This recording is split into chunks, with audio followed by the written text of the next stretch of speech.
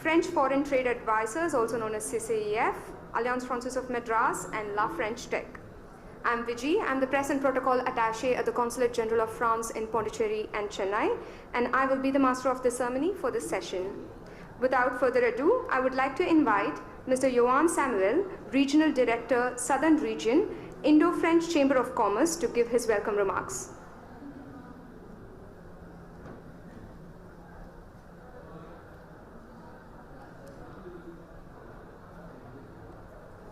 Thank you, Vijay.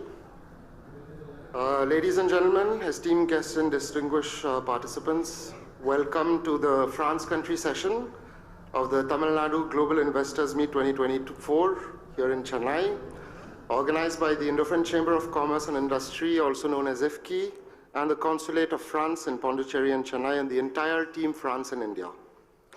It's a privilege to gather here today for this session, where we will focus on two themes that are Industry 5.0 and the crucial strategies of diversity and inclusion in the workplace, that are some of the many important topics which France as a country, through its companies present in India and particularly in Tamil Nadu, is focusing on.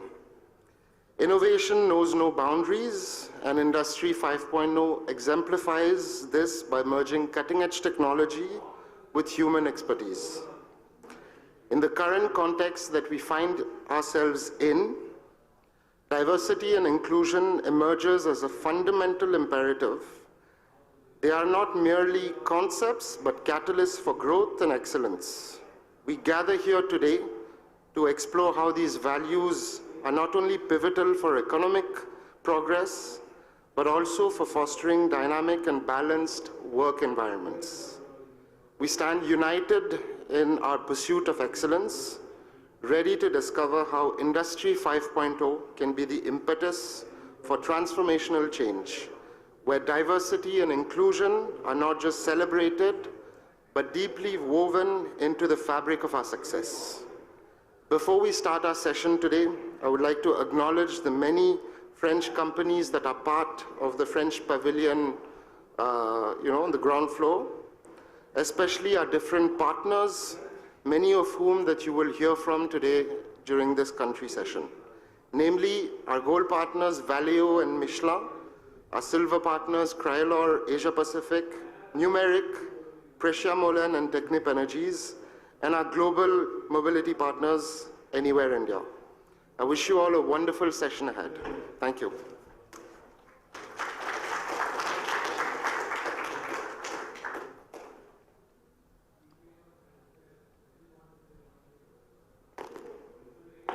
Thank you, Mr. Samuel. Ladies and gentlemen, we have with us today Mrs. Lise Talbot-Barry, Consul General of France in Pondicherry and Chennai. Mrs. Barry's diplomatic career spanning over 20 years, where she has served in a number of high-level positions across countries and has also been the special advisor to the Director of Asia and Oceanic in Paris. Please join me in welcoming Madame la Consul General on stage for a special address.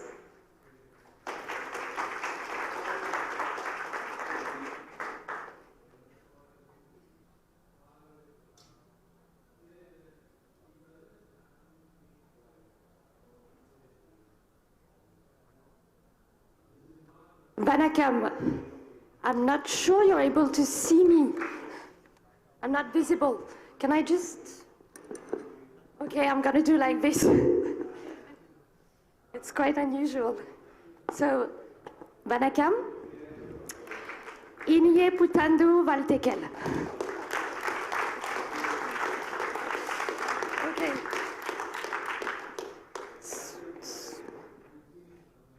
Okay, I'm gonna improvise, so I won't be able to hold my speech and read it at the same time with the mic. I sit.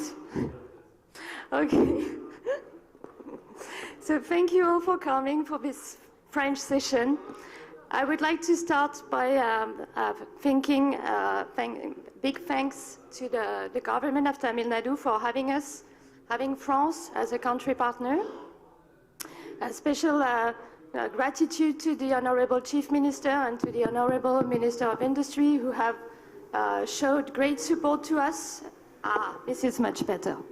Who have showed great support to us, and and since then our relation just kept growing.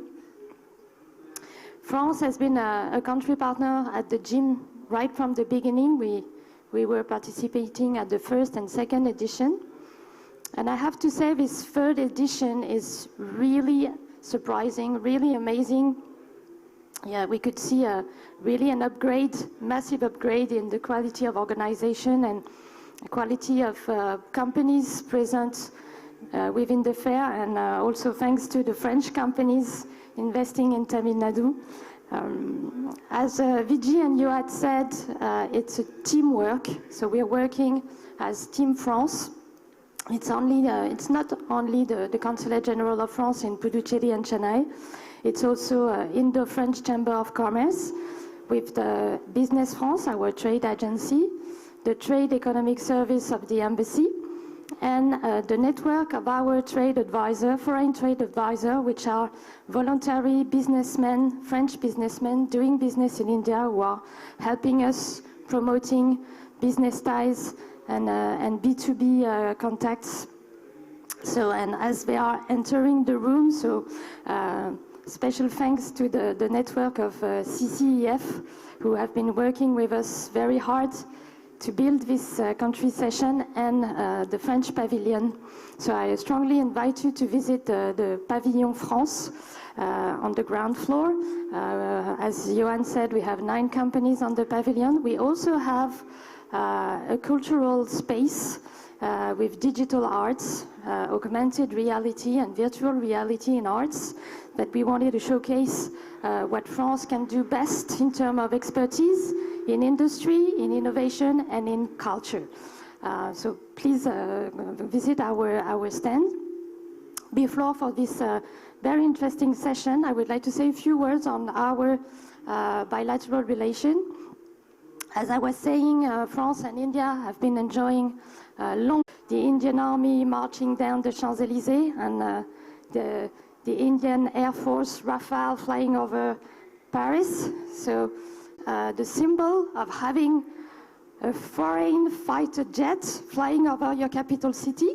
You don't see that every day, but it's really the symbol of what we wanted to show, of our leaders wanted to show the world, this friendship, trust and fraternity between France and India, and what we would like to build together, what we are doing, and of course we want to do much more. Next Olympic Games next summer, so I invite you also to visit Paris during this just amazing international sports event. And for those who cannot make it to France, we'll have fan zones in Pondicherry where you will be able to watch all the events of the Olympics. So as this momentum is going on, we are not stopping here. We had the chance last year to have our first visit, the first visit of a French minister in Chennai, thanks to the G20 Environment Ministerial Meeting. So we had the chance to welcome Mr. Béchu, our Environment Minister, who came to Chennai last July. And as Tamil Nadu is at the center of our relation with India, our new ambassador last year, who took charge in September, wanted to come very, very quickly to Chennai, and so he came to us in October, beginning of October, among his first trips outside Delhi. So Mr. Matou, Thierry Matou, new ambassador of France to India, visited us very shortly after taking charge. And to keep this dynamic going on, we have the honor, as France will be the guest of honor of your Republic Day, and French President, the President of the French Republic, Mr. Emmanuel Macron, will be the guest of honor in Delhi on January 26th. So this is to show you the momentum we have. We have a roadmap between our two countries to develop our relationship on the next 25 years, with a strong focus on on defense, space, nuclear energy among the defense and sovereignty pillar of this strategic partnership. We also have a very strong focus on partnership for the planet and how we can work together to have a better, more sustainable development, more sustainable cities with more sustainable services to the population, to our people, and a partnership for people with all education, science, sports, culture, cooperation.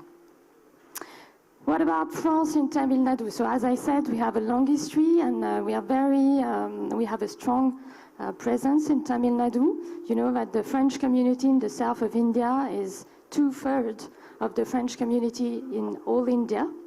They are all here in Tamil Nadu and in Pondicherry. In Tamil Nadu, we have 170 French companies with long-term commitments, long-term investments. They have created over 65,000 jobs in Tamil Nadu. The overall investment, we estimate at 4.4 billion euros invested between 2023 and 2023.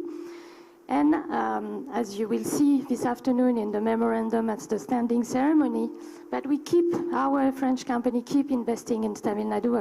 We believe in the strength of this state, and we want to stand on this strong friendship and trust and history that we're sharing to build together a better future for our people. So I wish you all the best for this first session. Visit us on our pavilion. Please enjoy, connect, make the best of this great event. Have a nice day. Thank you. Nandri, Vanakkam.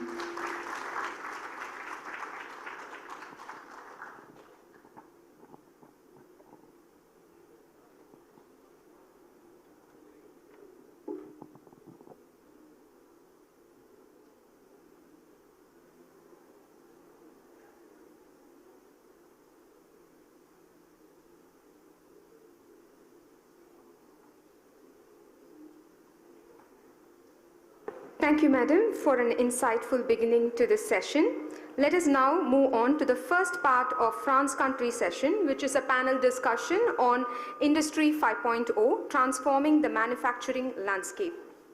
Our moderator for the session will be Mr. Sukumar Bhaskar, partner, Ernst & Young. Mr. Sukumar has 27 plus years of technology experience, including enterprise integration services, product engineering, analytical enablement. He provides consulting advice on strategy and vision for adoption of digital technologies, end-to-end process improvement, digital transformation, and data analytics. Please, can we have you on stage, sir?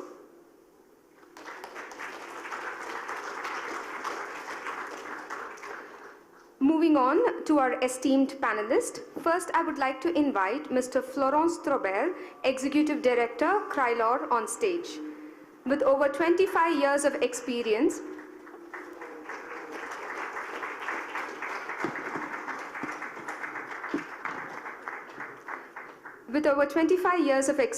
in different industries, including aluminum, steel, construction material, and manufacturing in France and abroad, French Foreign Trade Advisor since 2021, Crylor is a subsidiary of Air Liquide Group, which hires 67,000 people in more than 80 countries all over the world. Welcome, Mr. Strobel. Please, may I now invite Mr. Florent Chausset, Executive Director, Michelin, on stage, please.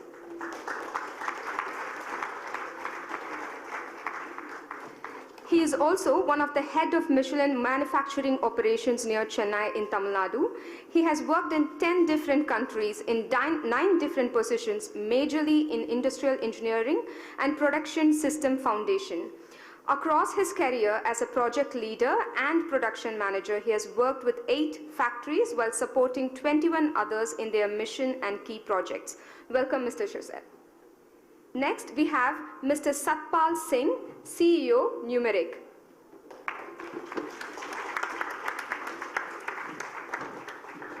Mr. Singh is an alumnus of Harvard Business School and has a strong background in leading and transforming organizations with over 15 years of experience in manufacturing, oil and gas, and energy companies with a geographic responsibilities covering India, Middle East, and Asia. Welcome, sir.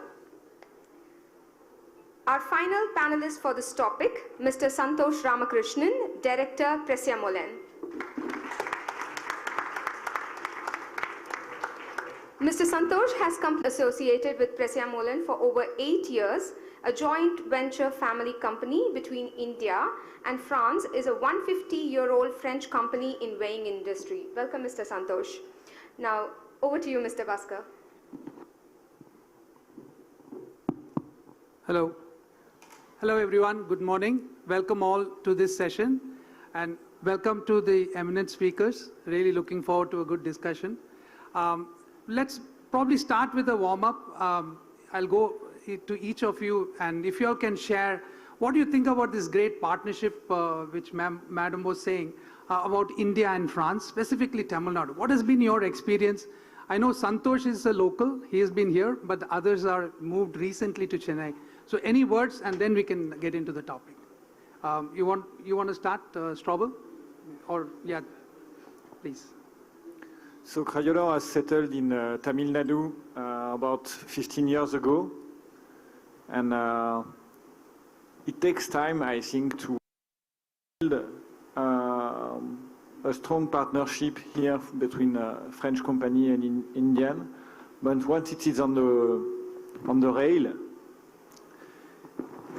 it's creating amazing added value, and I think that's long-term partnership is the key to succeed in India. That's my belief. Satpa? So for us, we represent Legrand as a French arm which has been in India for 25 years. And what we have seen is both the countries, particularly, they are forward-looking countries and have an amazing level of trust, which is also getting demonstrated through what we are seeing in the recent times. And this trust is also not just for the business, but also towards the sustainability aspect, how the communities on both the sides can have better lives. So that's something which is amazing, and both the countries together are doing fabulous jobs. So that's very unique to me, and I'm seeing that there's a good traction getting built there. Great, thank you. Santosh? Oh, okay. You're short of a mic, if you can help me. Hello. Yeah, in fact, my experience was that, as you said, I'm born and brought up in Tamil Nadu, and I've been studying and moving abroad for a lot of time. And I've spent a considerable amount of time because I did my master's in France, and now again my executive MBA from a French university. So what I feel the connect between Tamil Nadu and France is that we were also a joint venture family business between a French family and an Indian family. So the trust, there are so many similarities between the countries, and especially in the recent years, in the last few years, the interactions between the countries has become more, more and more involving. So I strongly feel that the similarities between the countries, even the cultures, is going to be a very key factor, and more the exchange programs. So when I go to France, I well understand now the culture of France, which was not the case 10 years back. So similarly, more and more French people coming to Tamil Nadu, the culture, once they start to understand, we can move forward and make great successes. That's what I believe in. Yeah. Thank you. Josa? Yes, so for Michelin, we just celebrated our 10 years. It was last September, 10 years of industrial activities in Chennai and in India. We have one of the latest factories of Michelin in the world here. And so it means also one of the most modern factories of the group Michelin in the world. Awesome. Yeah, love to hear about all that. So maybe first things first, what is the topic today, Industry 5.2, and great audience has showed up. We'll talk about what is Industry 5.2, what are the triggers driving us towards this, and how are these companies planning to leverage and preparing for the industrial revolution. So starting with Industry 5.2, maybe I'll try setting a context. I'm currently in EY, but prior to this I have been in manufacturing for a long time, and we did implement a lot of solutions using Industry 4.2. But for people who are not familiar with what the Industrial Revolution has been, so we definitely have had 4 industrial revolutions, which is well documented and accepted, starting with the 1.0 in the 18th century, which was powered by steam engine and mechanized production. 2.0 was more assembly production and electrification. Electricity was a big invention. And the third one is in the 1970s, right? It's getting shorter and shorter, and computers and automation drove that.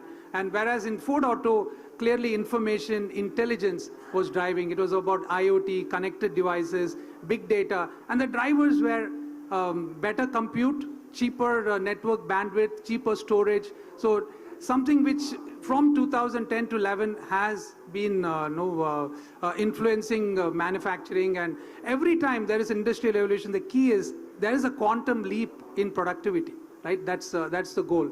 So why is there such a quick definition of the next revolution happening? Let's look at Industry 4.0 from my perspective, and we're going to hear from the speakers. I think great achievement has been made in the last 10 to 50 to 12 years in implementing Industry 4.0, but there have been challenges too, right? It has been cost prohibitive for a lot of companies. The machines are extremely expensive to set up and so that they can talk to each other. One, adoption, like for example, augmented reality, to assign a glass to each of the site engineers or the ones who are working on the floor is prohibitive, and also adoption has been difficult, right? Bulky glasses for work instructions and so on. That is true. Data privacy has been an issue, regulatory compliance, and so on. But different companies have had different levels of maturity in implementing this. But the question arises is, did we achieve what we set out for? And I think the industry is taking a step back. And did we actually increase or improve the human race? Did we forward it? Are we happier, healthier, safer? Healthier, one COVID can completely negate all the advancements we made. I think we were quite helpless. So that is one. Are we resilient enough, right? Two, did Industry 4.0 actually add jobs, or did it reduce jobs? What is the impact of unemployment? Second, another question. Three, on automation, are companies doing automation for the sake of automation? Is there really ROI? For example, I was with a friend recently in the US. In a Tesla, the car automatically goes to a signal, it identifies a signal, it gives yield, and then takes a left turn. I was wondering about two things. One, when will it work in India, right?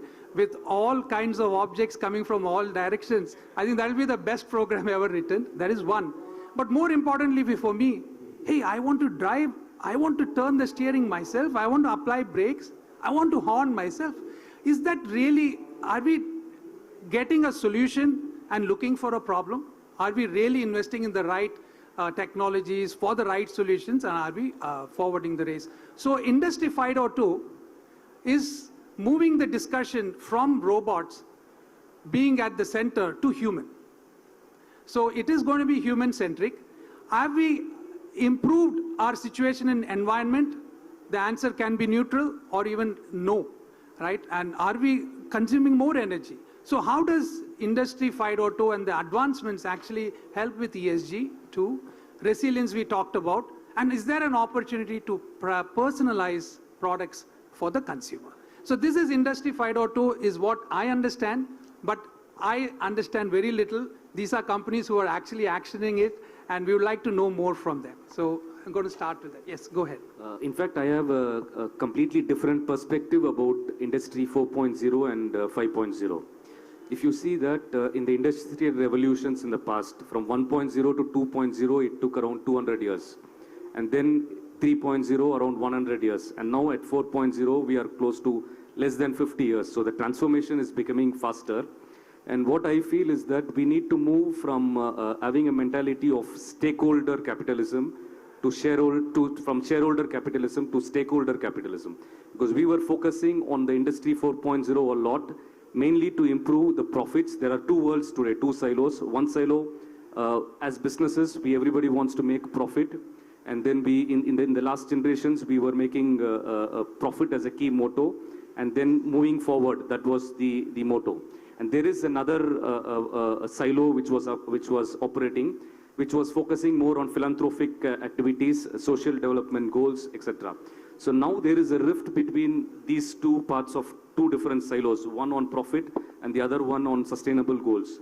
So when this rift is there, that is the need when we are moving towards Industry 5.0. How do we solve and connect this rift where businesses can help on social development goals? In fact, today, even at the Tamil Nadu gym, the motto of sustainability and inclusivity. So this is not been spoken in the past. So I think this is the need, and I also feel younger generations are now coming into the workforce who feel that they want to leave something back to the planet. And that is where they feel it's not just about technology moving from 1, 2, 3, 4 or 5. We can even keep at 4 and continue. But what is behind and what is more important is from 4.2 to 5.0, how are we going to use the sustainability, the inclusivity concepts, and how machines and humans can interact in a way that it is going to be developing a sustainable future and a better future, especially with the newer generations, newer workforce entering the market. They want to do that, and that is why I feel that the 5.0 is becoming a more transformation rather than the technology itself. Yeah. Perfect. Thank you, Satpal. Maybe building on this, Strobel, I want to start with you. Describe your journey in implementing 4.0 solutions, Industry 4.0, and what challenges have you faced, lessons learned, and how did you overcome? First of all, there's a huge difference, I would say, in implementing automation from Europe perspective and from Indian perspective. In Europe, the growth is not that much, so the importance is to be competitive. The manpower is expensive, so we have to reduce manpower, and probably we are more replacing human by automation. In India, there is a different perspective. Manpower is not so expensive. It's cheap, so the ROI is much lesser if you just base your investment on savings. So you have to consider growth, and you have also to consider how you will improve the experience of your stakeholders, how you improve customer experience, how you improve employee experience, supplier experience, manager experience. So what we did at Crayola, we recently implemented a lot of automation in our process that we were not having before. And we focused on how we can streamline our process to improve to increase our production capacity, to remove some safety issues or penable works like grinding or pouring some bags and so on. So we implemented the automation in that purpose and considering the ROI more on growth than on savings. So that's one of the perspectives.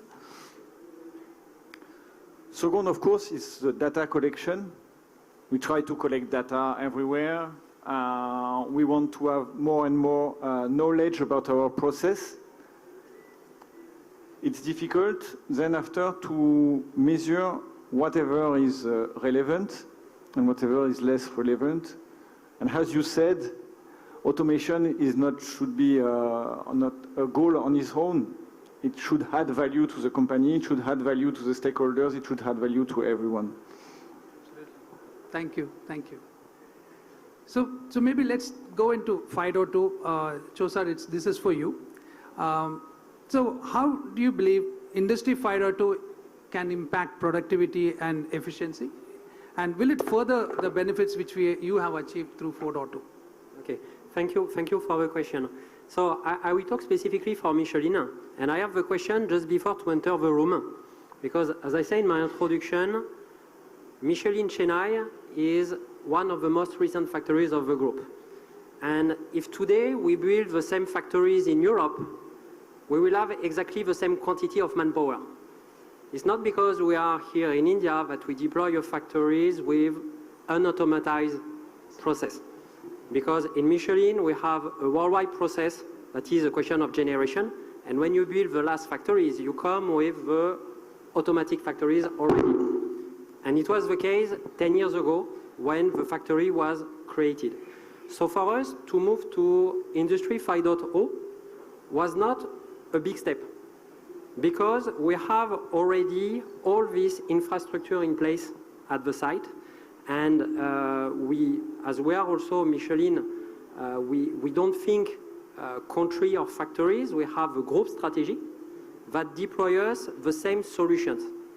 So this is why today, and I compare to the latest factory that I visited last year, Daimler in Chennai, Ford in Thailand, or Toyota in France, I can say that we have a certain advance on the interface that you created between the operator and the process.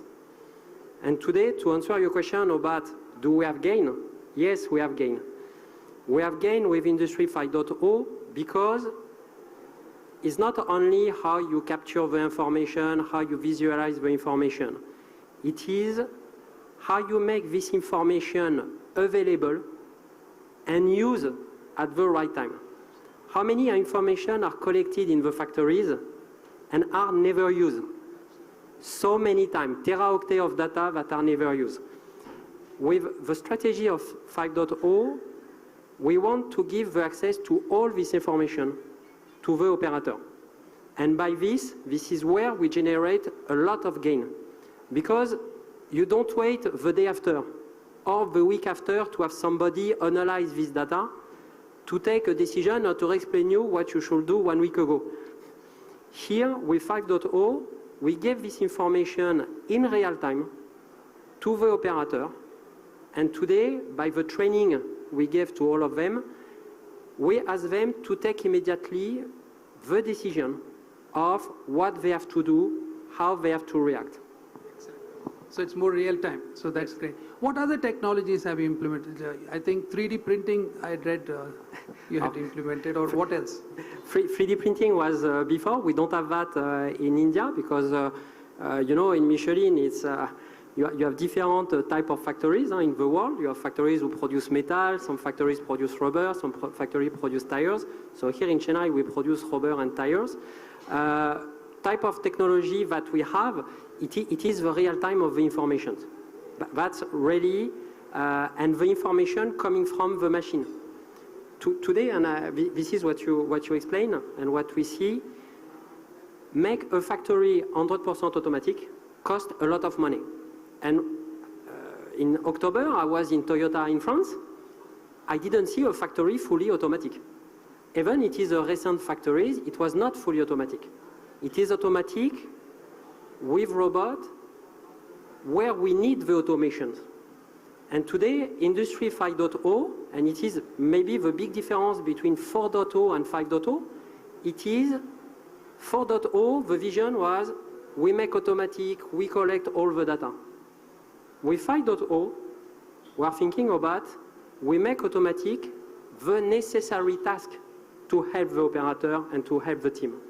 Or we collect the just necessary information that we need. This is perfect. Thank you.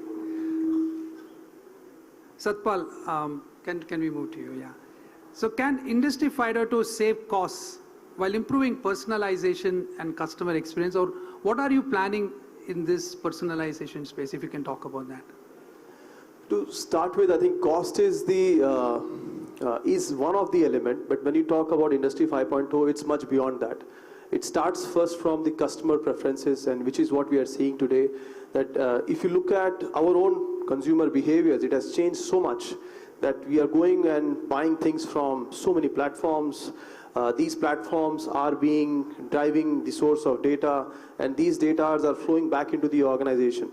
So when you are looking at this, the era of Industry 4, where we have been talking about my platform, the power of configuring the UPS is given to the customer. And there are hundreds of combinations in which they can select and configure their product. Likewise, in healthcare, I think today we are seeing the data science has evolved to a level where continuously the devices are tracking your health parameters. not just tracking and triggering the indicators to the individuals, but it's also taking action. So for example, in pharmaceutical industry, I was reading a report recently where the sugar levels are being tracked. It's being communicated to the individuals, whether it could be a health and the nutrition practitioners, at the same time the individuals, and the trigger for the insulin goes automatically. So it is just one of the parameters, but imagine in the years to come how so many parameters will evolve, and by tracking such human interfaces where the health indicators can be linked with the actions of the machines. So for sure, I think use cases which you're seeing in the pharmaceutical industry, but then there are going to be like many such examples in, like for example, in garments, we are seeing that more and more customization platforms where you can design your own clothing with so many combinations, and how it flows into the manufacturing is that you create a combination of 10 different variants, it goes into the manufacturing. They are not creating again scale, but they are creating unique solutions for unique customers. That's great, that's great. Anyone else wants to add on this topic? Open. You all can interject, contradict, add, feel free. Maybe Santosh, maybe we can move to you. Any real world examples of Industry 5.2 you have seen or you're implementing? Yes, as I said, there is no, at present I feel the clear distinction between 4.0 and 5.0 because we are now in the transformation phase and it's very fast. In our company, what we did in France is that we were starting to use cobots. So cobots, as you know, it's not robots, it's supplementing the human and helping them. So there is a difference between a robot and a cobot. Cobot is very supportive and helping them. For example, earlier, since we belong to the weighing industry, so we need to calibrate the scales. So we need to take the weights and then keep it. In the past revolution, what we did, we made it automatic. So we have a machine which picks up the weight and then keeps it. But now with the cobot, it's even more faster, even more safer, because the humans and cobots are working along with each other in the factory. I was amazed. We have not implemented in India yet, but in France it was very fantastic. And the precision with which they do the cutting and then the calibration of the equipment is amazing. So that is something where humans and machines can work together next to next, standing next, and there is absolutely zero harm to the person who is working on it. So cobots are one of the very, very good technologies which I have personally seen and experienced. And here I would put cobot in 5.0 because cobot is helping us save energy, save the wastage of material, and indirectly helping us in achieving our sustainable development goals. So I would put it more in this sense.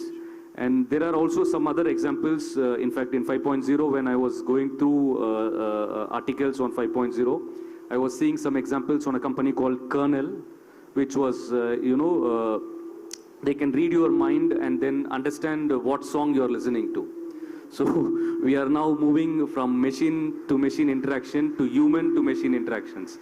And then also a band, like a band in the hand, which will predict your movement. So if I want to move, then it predicts what is there in your mind, and then you can move. And if I want to project something on the screen, then through through what I'm having in the mind, I can project it. So it's really amazing, and maybe I feel that this transformation will be much faster than the previous transformations. So can it, these are some. Can it also read my wife's mind and tell what she's thinking? Yeah, that would be even more interesting. So. So, Chosat, can you talk a little bit over real-world examples? Yes, about real example. For me, I think about at the beginning of the 2000s, year 2000, for most of the industry, we were deploying a copy of the Toyota production system. That was based on the visual management of how an operator have the information of the performance of his process. When I talk a process, it's a combination of different machines. And at that time, we were asking the operator to write every hour the information of production quality. We still have that in some factories. And 3 years ago, in Michelin, so we did that, in fact, 15 years ago. And 2-3 years ago, we're moving to the digitalization of this visual management with the information that can be completed automatically by the machine. So imagine we replace, the machine is automatic or semi-automatic. Every hour we're asking the operator to write the performance of the process and to, if there were a difference, to react and to apply certain standard reactions. With the new system that we implemented, the new digital system, the information comes from automatic from the machine. So the operator, he doesn't have to use the time to write the information. What we ask to the operator is to analyze the information, as I said just before, to analyze and to focus on the reaction. When I say that, we have to imagine all the parameters that we are recording. We talk about a cycle time of production. Imagine you have 10 centiminutes of extra cycle time every tires because something on the process has moved. At the end of the day, you lost several tires of production on that machine. It is the same if you have a parameter of temperature of the machine that is also moving, but you don't detect it. You may have a non-conform production. So today, for us, bringing this information visually, automatically, to every machine, to 100% of the operator, up to their mobile phone, because the last evolution that we implemented, it is not only on the screen of the machine, because an operator moves and is not always on the phone, but we authorize the mobile phone, and we give the access to all this information of the process of the operator on his mobile phone. It is the latest evolution that we implemented the past month. Thank you, thank you. So, Strobel, do you want to add anything more on what you implemented for productivity and efficiency, or any of the topic which we, like real-world examples? I think what is interesting is that what we could do in the future, seen in other plants that I visited, we are not really advanced at Crayola, but when I say what Florent said about the data collection on real time by the operator, we could expect also AI to help us to analyze this data and give more than giving information to the operator, giving almost instruction to the operator, or rectifying immediately the parameters of the machine without, this could be interesting. We have, I think we have a radiographic test process for our weldings, and I'm sure if we digitize it, AI will help us, as it is in the healthcare service. We can expect the AI to help us analyzing the defect in the weldings through the RT. It could, so there are many opportunities that can be given by Industry 5.0. Perfect, perfect. I think let's talk about an important topic. I'm coming back to you, Satpal, is ESG, right? The impact. What is required, and what Industry 5.2 needs to do, and what's your perspective on your company doing? So if you look at the evolution of the companies over the past few years, you would see that more and more such digitalization, digital transformation topics have been talked about in many forums. And we are also seeing that organizations are evolving, taking steps in terms of automation. So when you're doing more and more automation, you're doing more and more digitalization, the obvious question is that then does this automation call for next phase? And if that next phase, what is that next phase? So I think more and more companies are being pushed for purpose-driven organization. This is where companies are moving beyond profits. I think Santosh also spoke about profit. This has been the trend in the past, but then now it's not just the companies, but then the shareholders, the investors, the stakeholders, the employees, and next generation, particularly the next generation, the youth. They want to join the companies which are purpose-driven. They want to join the companies and work for the companies who pay equal attention to the sustainability aspect, who are equally committed when it comes to contributing to the communities and societies. So it's coming from there. So when you are going for Industry 5, then obviously the next question which is coming is that while you are purpose-driven, how you would like to see yourself towards sustainability and towards community aspects, when you integrate that into your manufacturing capability. So it starts from how you can reduce your CO2 emissions, so use more and more green resources, whether it is solar, wind, or have other means where you are using optimal sources of energy, how you are integrating your sustainability aspects in terms of producing your own sustainable solutions. So for example, in our company, we have energy efficient solutions, and year on year, we have been investing in technologies and R&D to produce more and more energy efficient and sustainable solutions, because we want to cater to that segment where customers are quite driven towards solutions which is energy efficient. How you can integrate sustainability towards packaging, how you are socially aware when it comes to topic of circular economy. So circular economy, can it be integrated with your own manufacturing plans? While you are producing goods, can you minimize the waste through this hybrid intervention of machines and humans? So this is where the cognitive abilities of humans are playing, and this is where humans are taking center stage when it comes to Industry 5. And when you put all the perspectives together where machines are communicating, they are giving some kind of meaningful insights, you need somebody to decode these insights. And these insights to be decoded for the right reasons. And the right reasons towards sustainability, right reasons towards greener future, right reasons towards contributing to the community, minimizing waste, have more and more green solutions. This is what is becoming the priority, given that the resources are getting freed up because of the automation. Awesome. How are we doing on time? Five minutes. Yeah, maybe, yeah, one question. I think we have talked about humans being not just at the center as a consumer in the Industry 5.0, but also a player, right? It just cannot be automation. So maybe Santosh, I'll come to you. So what are the key challenges and what needs to happen for Industry 5.0 to be successful? See, what I would like to say, add on to what Satpal was saying, was that in 2019, the global leaders met, global leaders of the Fortune 500 companies, they met together, and they said that we were, in the previous generations, focusing on capitalism based on shareholder wealth. So now that has moved towards stakeholder capitalism. They took a oath that all of the companies will work towards stakeholders. As he said, stakeholders also involves environmentalists, the societies around, the communities around. This is a major change, and this was one of the driving factors for a revolution to take place, where we thought machine-machine interaction is not enough. There need to be a human who's controlling the machine can give both positive and negative feedback. Absolutely. So there need to be a human intervention in it to give them to move forward. So this was a major change. So this change was taken at the top level of the organization in 2019. And now I had a very nice opportunity to speak with Indira Nooyi, the CEO of Pepsi, a few weeks back. And she was explaining this could be done only through purposeful leadership.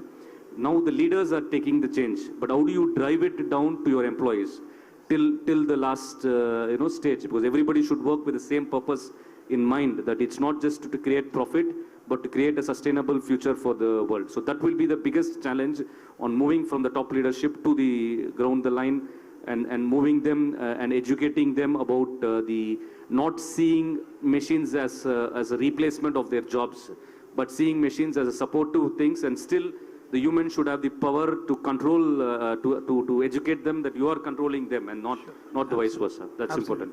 Thank you. I think last question for all of you. So what is your final predictions for Industry 5.0? When is it going to get mature? What can you expect? Starting with Chosad, and we'll go through. Okay, so quickly for me, Industry 5.0 will go faster and faster. Let's be clear, the journey started some years ago, and the acceleration for the next coming year, we will have to follow. We will have to follow because we should not forget that industry must be attractive. And we say Industry 4.0, Industry 5.0 are a menace for the employment of the people. That is not correct, because we should not forget today that in the world for the industry, for some métiers, we have difficulties to recruit people. Everywhere, even you see in USA, in Europe, you have unemployment rate at 10%, etc. We have difficulties to recruit. So today, with Industry 5.0, we have also to face these difficulties and to find a solution for these difficulties, and as mentioning Florent, we have to invest for that. And by doing that, we also generate new opportunity of position in our factories that required new skills of the people. And for us, for Michelin, if I just answer to the previous questions, I think the challenge is behind us, because the transformation is already started, and the group started by structure and train the people to this transformation. Thank you. Thank you. Maybe short answers, Santosh.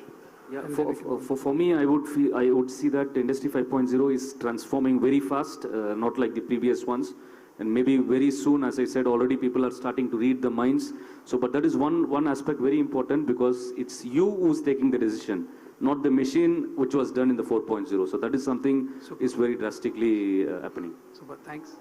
So for me, I think humans will be at the center stage, and when you're looking at the human, I think it will add more meaning to their job. All these while we saw that it's all about quantity, and then what you do on daily basis and scale, and to have standardization more and more. But I think in the years to come, you'll see people coming and asking about why we are doing it, how it adds to the society, how it adds to the environment, and their role individually while they will be working with the machines will be much more meaningful than what we are doing it today. The final word from Strabo. Yes, for me, Industry 5.0 should support energy transition and sustainability. That was, for me, that is the most important, because we may face some lack of resources, some lack of energy source, and Industry 5.0 is to support the transformation of our industry so that we can have still a sustainable way of life. Okay, thank you. We're done. I don't know if you have time for at least a couple of questions, or we are done. Okay. One, anyone is interested?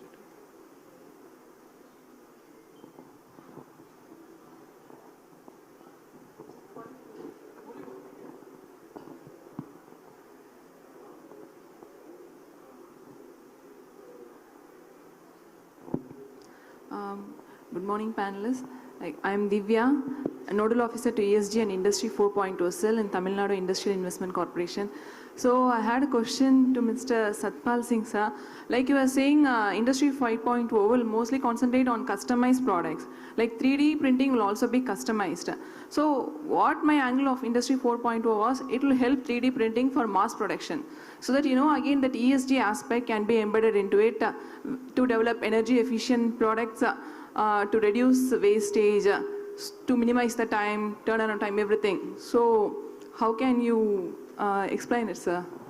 So to answer you, 3D printing was a model validation concept which was introduced into the company, and later they saw that it is becoming more and more efficient, and then towards the scaling up to cater to a mass market, it was envisaged. But I think if you look at Industry 5, it's a hybrid model. It's not about only mass scale production. It's also integrating customization, high level of customization to cater to a larger market. And when you look at the evolved technologies, as technologies are changing every now and then, I think 3D printing, to me, it's already a cliche. It's an old technology. So here people are talking about how you can integrate the customization insights right from the customer, flow this information in your planning, and integrate this into your manufacturing model, which is agile enough to take care of customized requirements. So on one side, you are also producing mass scale, you're producing high number of standardized solutions, but then your infrastructure itself allows you, with the help of the insights, where you can plan things better, you can forecast things better, you can plan the capacity, you can also look at the inventories to be kept closer to the customer and serve them faster and so on. So 3D printing would be one of the means, but then it will not be a very key element in terms of catering to the customized solutions of the customers. I hope that answers your query. Yes, Thank you. Hi, myself Sriharish Thiruchelvan. I am from Chennai. By the way, it was a wonderful conversation by the panel. I would like to know about the biopharmaceutical market potential in France.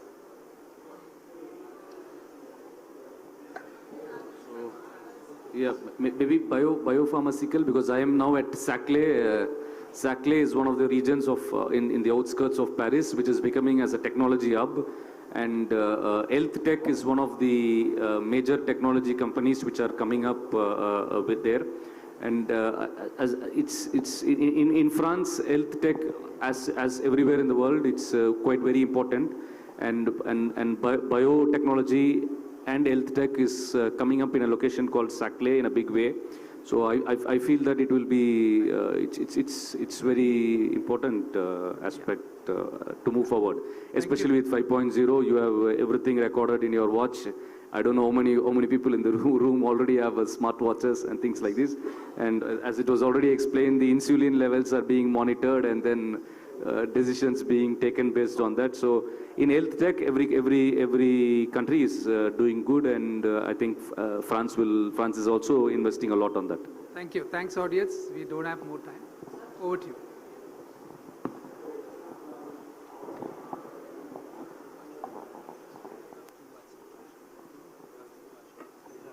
That was an engaging session. Thanks to all the panelists and moderators. We sincerely appreciate your invaluable contribution on behalf of the French team. We kindly request you all to remain on stage. Please may I now request Mr. Karthikeyan IAS Sir, District Revenue Officer, on stage to hand over a token of appreciation from the Tamil Nadu government, first to the Madam Consul General of France in Pondicherry and Chennai, Mrs. Lise Talbo-Barre.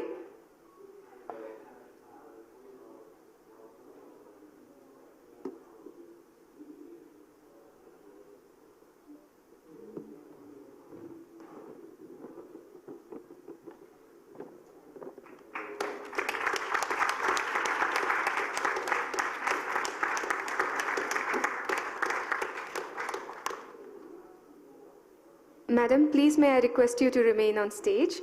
May I now invite Mr. Johan Samuel, Regional Director, Southern Region, Indo-French Chamber of Commerce, to receive his memento.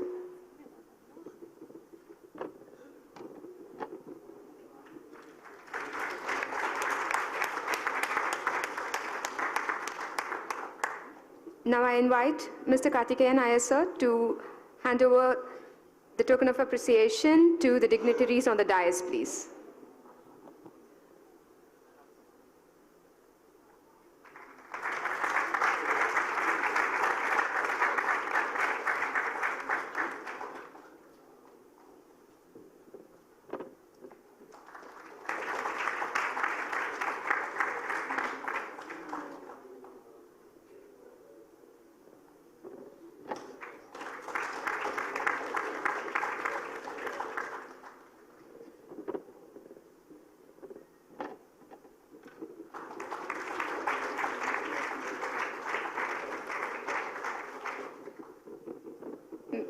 May I now request you all to raise for a group photo?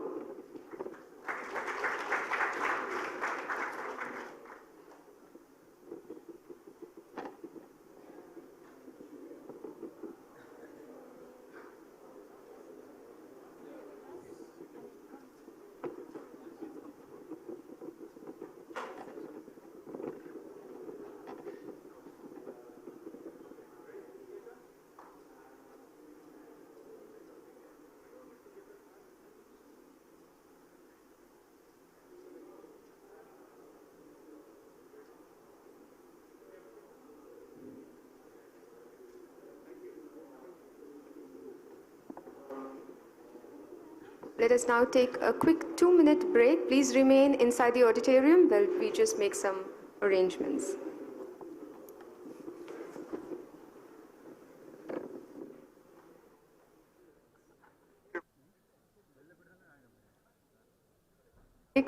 To leave out, we're just going to start in a minute.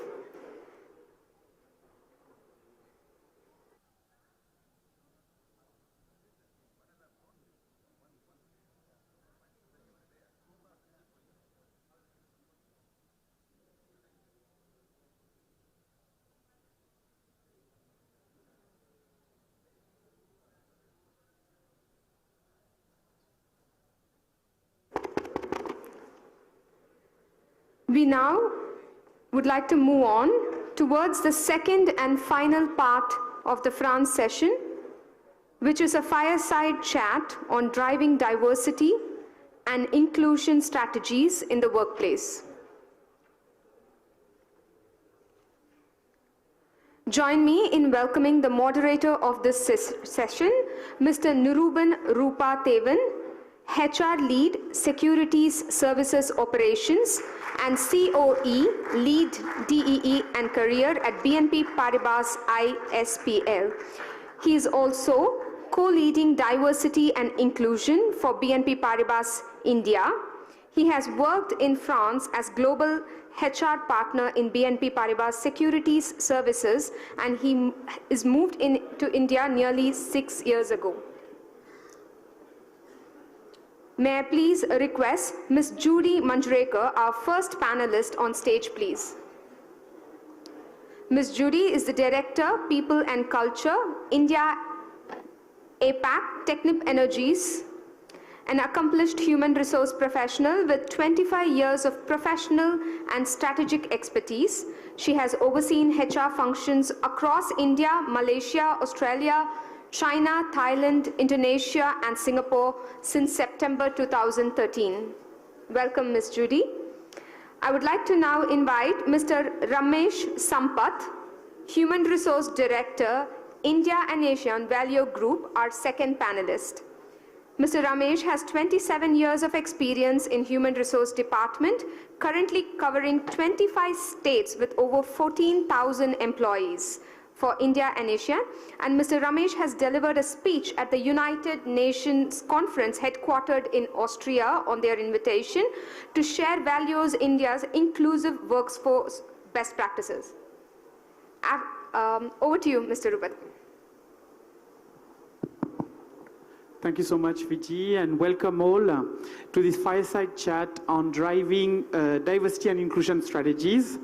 One of the themes of this Tamil Nadu government investors meet is inclusion. And I feel that, you know, it also ties up well with sustainability and leadership, because somehow to be a successful organization, to be striving well in today's world, you need to have a meaningful and a purposeful DI strategy. So this is why, together with our co-panelists, we'll be together today discussing.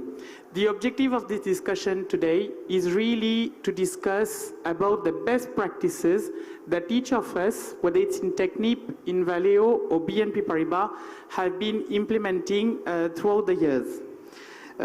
So maybe I will start with you, Judy. What are your key focus areas when it comes to diversity, equity, and inclusion? Because of course we are all working with our head office, but somehow we need to adapt it to our local context, right? So what is your key focus area? So thank you, Niro. First of all, good afternoon to everybody. I'm really honored to be here and part of this fireside chat. So Technip Energies, we are an equal opportunity employer to begin with. And diversity and inclusion is just one aspect of the big picture of ESG. So Technip Energies, we have ESG as the broad aspect, and under which we have three main pillars, which is climate and environment, people and trust. So I see that the D&I fits very well into the people aspects of for us, for when it comes to diversity, equity, and inclusion. So we put some practices in place, because just calling them action items or pillars really doesn't help. So one for me is that in India, we are a very diverse country, but we didn't know that this was something that we can track. So I see that it's not happening so organically. So first of all, I think leadership commitment, the whole leadership talking about diversity, equity, and inclusion, and driving it top to bottom. This is one of the main actions that we have implemented over the last many years. Recruitment focus with diversity lens. Now it's not just about gender, it's also about people with disabilities, LGBTQ, etc. So a lot of actions on the talent acquisition front with regards to young graduates that we hire from the colleges, creating a learning and environment, you know, where we have some mandatory learning goals for each and every of our employees. So I think this all put together with small but firm measurable actions is what we can say I'm proudly driving, and with some success. The needle is moving. Thank you. Great, thank you so much, Judy, and good to see that DEI is completely linked with your ESG strategy. Absolutely. What about you, Ramesh in Valeo? Thank you. Happy to be here. And so DE strategy at Valeo is driven at all levels, particularly monitored and led by the top. The diversity in terms of the pillars of diversity, gender, generational, cultural, and the 4 pillars of diversity, if you look at, the Valeo drives each one of that with a clear action plan and targets. For example, if you look at Valeo operates in 29 countries, and all put together, combining all 29 countries, the target that was taken for 2023 was to achieve 28%. Likewise, each country and each business vertical do have targets to achieve it. For example, if you look at the diversity as an example, we have a lot of initiatives, particularly in hiring, since we do have a blend of manufacturing and R&D, we do have a clear targets achieving it. With respect to disability, Valeo ensures the infrastructural adaptations at all the sites in Valeo to accommodate the disability diversity, in addition to taking the country legal requirements into the consideration. With respect to generational diversity, again, it's more of a regional topic where, for example, if you take for India, it is more true with millennials, having an Indian average age of an Indian is 28 against Japanese, which is 49, and German guys, which is 47.8, and France, it is 41.1. It requires a different approach among different countries.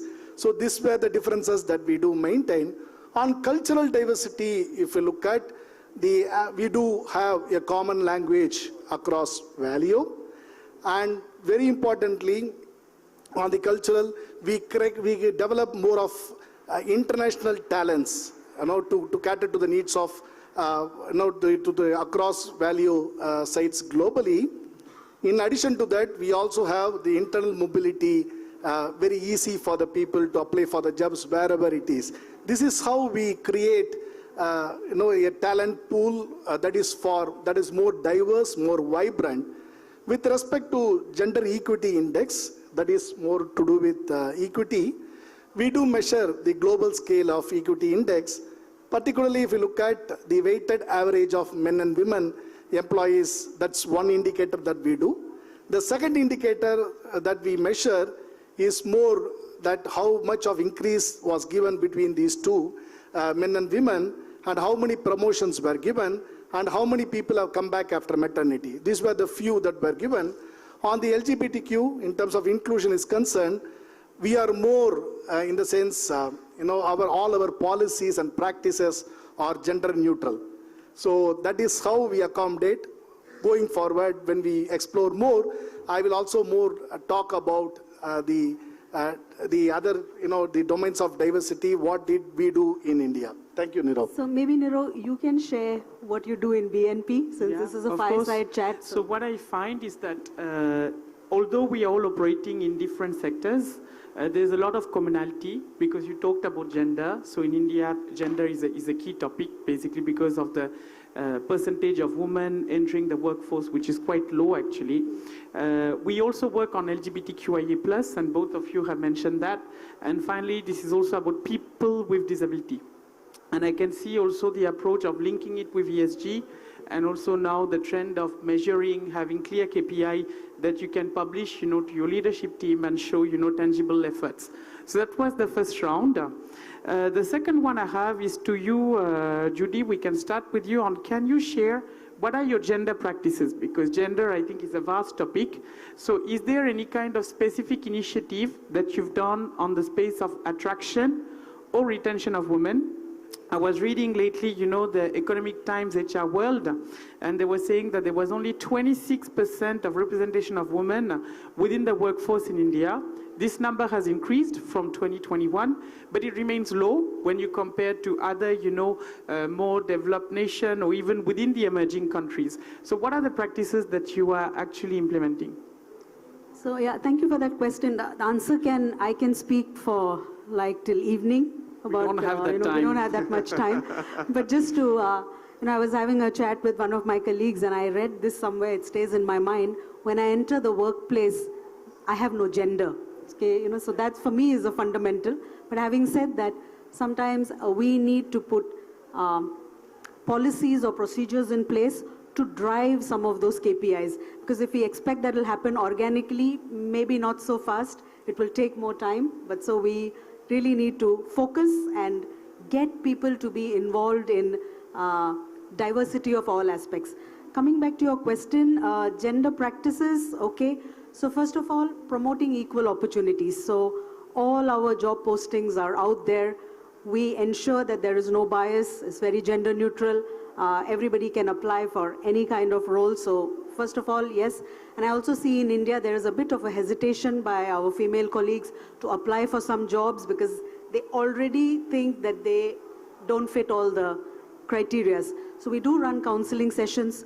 We talk to female employees. We understand from them why, and you'll be surprised to know one of the big reasons they say that they don't want to apply for this job is that they are afraid to fail. They believe that if they move from one department to another, or there's a chance that they won't do well, and they may lose the opportunity in their existing department as well. So one of the things that we consciously take care is providing the opportunity to fail. So if you don't do well in your new opportunity, welcome back to your old position. So this is something which I fundamentally believe is a good starting point. Then of course offering hybrid work, smart work is the tagline. Everybody, not just male or female, I think is gender neutral again. Everybody enjoys the smart working facility, helps good work-life balance.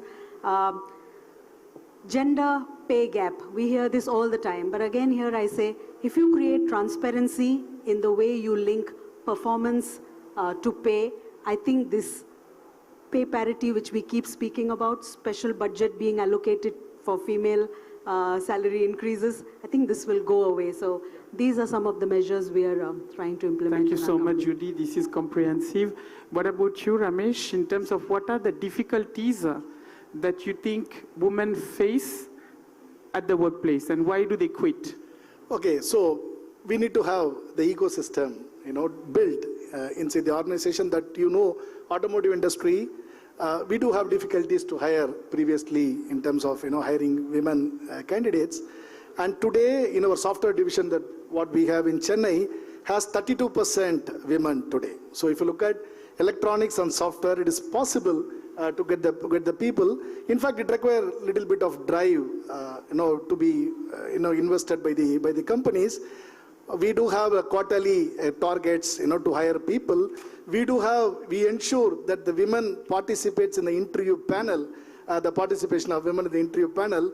We do have practices that are more, for example, if you have a reference scheme, if you refer a women employee, you are rewarded more, to get more women candidates. And the digital well-being scheme that what we have, the digital wellness, the programs that what we have, and if you look at the HR indicators, if you look at the retention, hiring, development, mobility, all these indicators, we generate reports, we analyze by all domains of diversity. So you get a very comprehensive feeling that where to attend and how to improve. And this is something that really women workforce in value in India. We were, a single digit previous, few years before, and we are heading towards, 25% in next 3 years' time. So that's how our journey is. It is possible. We do get talents, and we do have women ambassadors in place. We have women leaders available in India today who were groomed over a period of time that has grown with value. Great. Sharing maybe more on the BNP Paribas side. So we've been focusing on visiting, as part of our campus hiring strategy, specific women colleges. So having more women in the teams help women retention, because if you are the only woman and you are surrounded by so many men, I don't think that's a very conducive and very safe and very encouraging environment for you to stay. So that's one of the measures we've done. More role models, creating more role models. More role models. And also, you know, what we notice is that many women drop out from the workforce for cultural reasons as well, whether it's a marriage, where they have to relocate, or after a child. Often, you know, that ends up with an attrition of a woman. So what we notice is that 4 years down the line after they left, we've been calling these women, who became, you know, our women alumni, and basically they've decided to come back because, you know, they have developed much more confidence, maybe at home, and also they felt that, you know, like staying at home was not an option for them. So this is one of the measures. We've also had this gender pay review. It's a practice coming from France, actually, with different quotas and different envelopes we have received to ensure that, you know, we have pay equity across the different levels of the organization. So that's an organization, that's a review that's done every year, and there's specific audit trail done by our group to ensure, you know, that this practice is consistent. And a lot of work on capability building. We have basically partnered with the Indian Institute of Management of Bangalore and Calcutta to build a 6-month certification program, to your point on the confidence level, because sometimes, you know, you just need that little stamp, that little varnish that encourage you to say, actually, you are as an evident candidate as anybody else. So that boosts your confidence, because there's a lot of literature on the imposter syndrome, and actually that affects both the man and the woman. But somehow there's a lot of publication on this matter. But we noticed that whenever women have attended that kind of very selective course, then they were also asking for a promotion or for a salary raise, and in a way they get more and more visible in the organization. So these are practices that we've done on gender. I would like to have a quick move into persons with disability. That's a topic that you touch upon. So this time we'll start with you, Ramesh. So what are your successful stories that you've been able to implement? Yeah, this has been now the case study or the experience that what we had in Valio is very close to my heart. In fact, in one of our sites in India, in a packaging department in the supply chain, we do have a lot of mistakes in terms of packaging is concerned with wrong packaging, where we have a lot of attrition in the department. So we were thinking that what needs to be done. Someone came with an idea that why don't we employ PWDs there? And it was like out of box thinking. We were skeptical in the beginning. Then we had a tie-up with the NGO. We had a tie-up with the NGO who recommended, after visiting the place, to hire the people with hearing and speech disability. So, and this is how we have started with. And, you know, we have, with a lot of skepticism, we have employed them in the beginning with the sensitization workshop with the people. People started learning the sign language over a period of time. You need to have some workplace adaptations in terms of safety. They have speech and hearing impaired. So you need to have the lights for them to glow. You need to give them fluorescent jacket. It was overall a learning experience for us. We have hired 5 people working together. Within a period of 3 months' time, we have witnessed a 32% increase in the productivity. And we have increased from 5% to 15, 5 people to 15, 15 to 20. And then we did not stop with that. Later, we have also employed them on the missions to work with, you know, as one among the other people, not all along together. So they were scattered and employed in different locations to operate missions. Today, Valio has 50 plus disabled people working on the missions today. We are so proud of the initiative, and I am sure that, you know, we are not going to stop it here. So we will explore more. One thing to share, we have not compromised anywhere in terms of educational qualification, in terms of competency. People are available. Yeah. So we need to have the proper adaptations in place and proper training. And today, many people came forward to learn sign language, and they are doing it. So this is possible. That's what I can share it with you all. Thank you. Thank you so much, Ramesh. What about you on persons with disability? I saw that she says we have 3 minutes. So just like he said, this is a topic which is very close to my heart, because I think gender aspect of diversity is very known and very prevalent, but hiring people with disabilities, this was something which was not done in my organization in the past. So in 2022, we set up with a very small target. 3 of my offices hire me 1 person with disability. Just start slow. So 2022, we onboarded 3 people. young graduates with disabilities. 2023, we became a little bit more ambitious. The target moved to 5. So today I have 8 people in my organization in India who are having some sort of a disability. But for me, really, the challenge, yes, to onboard these people was a challenge, but the real challenge was to sensitize the colleagues, the line managers, their peers, on how to work with these people with disabilities. So we partnered with an NGO who actually provided trainings virtually to all employees in the organization on what are the do's and don'ts when we are dealing with people with disabilities. So this is something which I'm truly proud of, and I think 2024, we are going to be much more ambitious. Great. Thank you so much, Judy and Ramesh. On our side, what I see is that it also went through an awareness building session recently during an inclusion days, which is a program that's covered across the globe for BNP Paribas. We have been able to have a live session, which was experiential, where employees had to go through, using wheelchair, using a cane, banding their eyes. The objective was not to show how difficult it was, but actually it was to say, put yourself into the other shoe, and you will find the kind of challenges that even in terms of accessibility to enter into a room or whatever, one can face. That kind of program have been quite successful. We also started small in terms of the hiring, and in the end, now we have been able to hire 33 people across all our offices.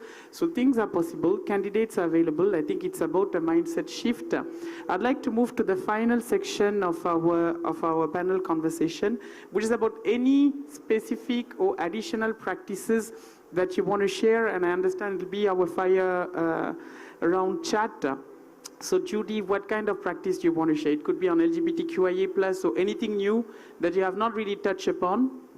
I think something that we did well last 2 years is across the level training on unconscious bias. Okay. So each and every employee, all headcount categories, young graduates, those to be onboarded, those who are near retirement, everybody, we put them through an unconscious bias awareness session and a follow-up session on this. So I think it's starting small, but it's something which I think is important and will build the blocks for the future. It's about doing it at the grassroots level as well, right? Yeah. What about you, Ramesh? Yeah, we have hired a transgender in 2017. She was an MBA fresher. We have hired and placed her as a recruiter. She worked for 2.5 years. It was a great journey for her. And I can share it with you that later she went and joined another company. She's become more employable, and today she works for a very good electronics company, leading electronics company today. We are very happy that we have built really a good ecosystem for a transgender to come and strive. And we do also have other cases that we have been trying on the shop floor, transgenders working in the shop floor too. And it is possible that we can get those resources too in India, in Tamil Nadu, and we can surely work on those, on areas too. Okay, great, Ramesh. Thank you so much, Judy. On our side, on LGBTQIA+, it's a recent journey because basically in India, it has been decriminalized only in 2018. And initially, when we launched, there was some conception that we had in our mind, maybe in Tamil Nadu especially, this could be like a taboo topic. But in the end, when we launch our network, we have more than 400 people who have joined, this community. They could be either allies, it could be either people belonging to the community, and these people really help us to drive this topic forward every day, bringing on different panels, sensitization, educating people, around this matter. And I think we are really proud of the recently concluded Pride Walk.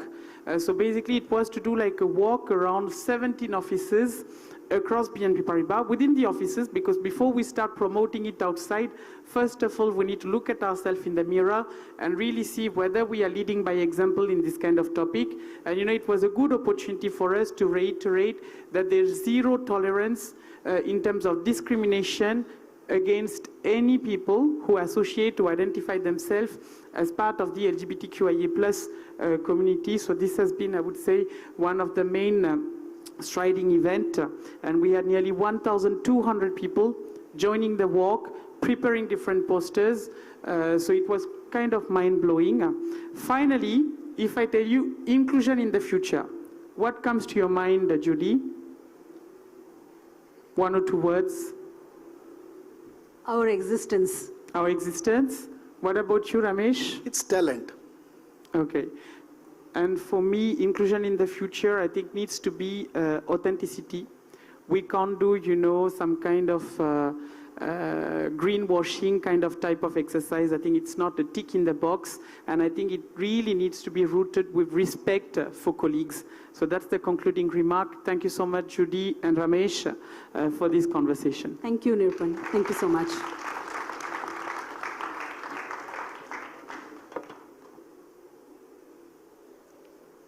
That was a wonderful session on a very important topic. Thanks to all the panelists and the moderator for this insightful session. May I please request you to remain on stage. I would now like to invite Mr. Karthikeyan IAS sir on stage to hand over a token of appreciation from the Tamil Nadu government to the dignitaries on the dais.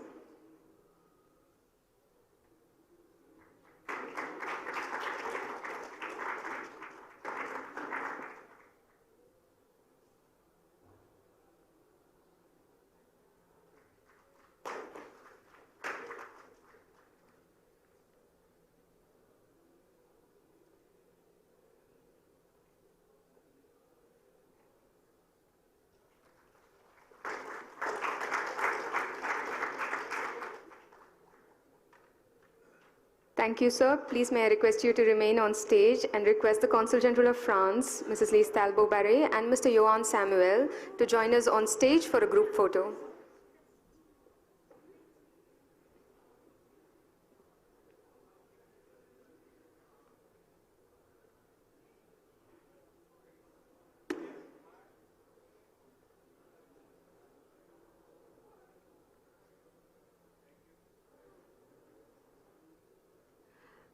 With this, we come to the end of the panel discussions. France is a major source of FDI for India with more than 700 French establishments already present in the country and is the 11th largest foreign investor in India according to a data provided by the Department of Promotion of Industries and Internal Trade. As Madam Consul General mentioned, Tamil Nadu and France share a long-standing history and have for decades played a pivotal role in nurturing mutual, historic, cultural, and business ties. Currently home to more than 170 subsidiaries, Tamil Nadu serves as a key destination to the French companies in India, and we wish for these numbers to grow in the coming years. In a joint effort to support and promote French businesses in Tamil Nadu, the Consulate General of France in Pondicherry and Chennai, along with IFCI and Team France in India, have opened the French Pavilion at TN Gym 2024. I invite you all to visit our pavilion, which is also featuring some wonderful interactive art by French artists. On behalf of the Consul General of Pondicherry and Chennai and Indo-French Chamber of Commerce, I would like to express my appreciation to the moderators and the panelists for their valuable contribution to our session and our deepest gratitude to the wonderful audience who joined us this morning. We would like to convey our special thanks to the Tamil Nadu government for inviting France as a partner company for the Global Investors Meet for the third time since its inception, and my deepest thanks to, of course, Tamil Nadu Guidance Bureau and CII for wonderful work towards this already a very successful event and their support to all the French partners. Thank you.